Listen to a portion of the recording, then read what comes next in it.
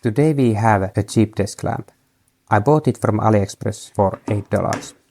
Let's test if this is a good and cheap light worth buying, or piece of junk that should be left in the store. At least the clip is sturdy and it's metal. The device runs on USB power. Power consumption is 1.3 amperes, so we can use a regular phone charger. The brightness can be adjusted, but I always keep it at full. This is a low power lamp and brightness adjustment is unnecessary. There are 3 different color temperatures.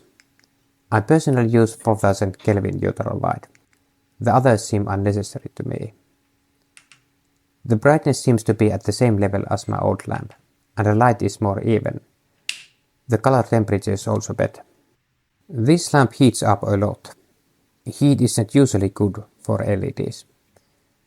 I'll conduct an experiment where I measure the brightness for an hour. I don't have a brightness meter, but I do have a small solar panel. I'll measure if the current on the panel decreases when the lamp is on for an hour. An hour is, of course, a short time, but if the lamp is junk, the decrease in LED brightness can be measured. At the beginning, the current on solar panel is 0.90 mA. At halfway, it drops a bit to 0.89. But by the end, it goes up to 0.92.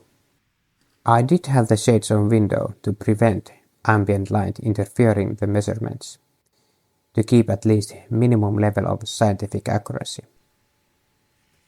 So at least during 1 hour, the temperature didn't seem to affect the LED brightness. The conclusion is that yes, this lamp can be used, and at least the LED brightness doesn't diminish in early stages, even though the LEDs are running quite hot. Time will tell what the brightness is like after hundreds or thousands of hours of use. Hopefully the video was helpful to you. Thank you for watching.